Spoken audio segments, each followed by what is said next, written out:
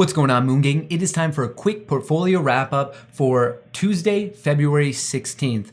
Today, the public Moon Gang portfolio did very well. It was up 27%. It gained $3.8 thousand, and it's currently sitting at 18. There are quite a few new positions.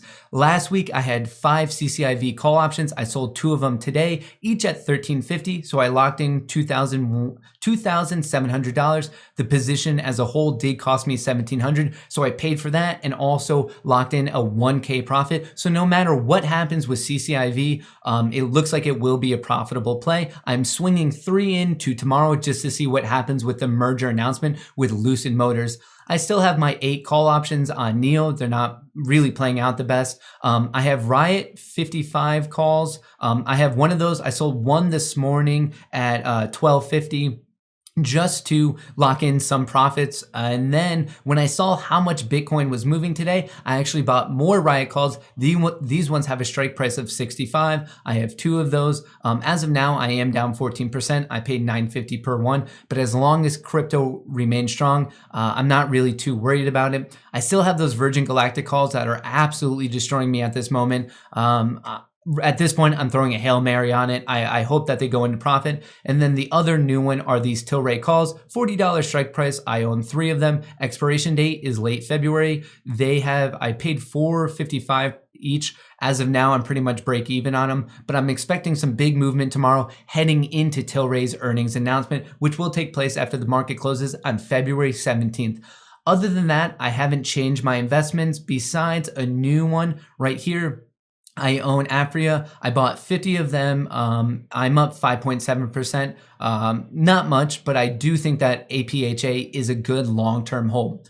So this means heading into tomorrow, my main watches, of course, will be CCIV. I want to know how the market reacts to pretty much the announcement being locked in. It's not fully locked in, but it very, very much seems like it will happen with Lucid Motors. So that's probably my number 1 watch. Tied for number 2 will be TLRY and APHA. I think there'll be some very strong movement in the cannabis sector tomorrow.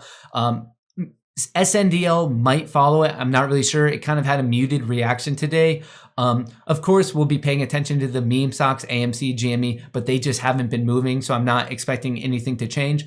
In terms of other EV plays, I want NIO to recapture 60. If it can stay on the top side of this trend line, I think that'll be very bullish.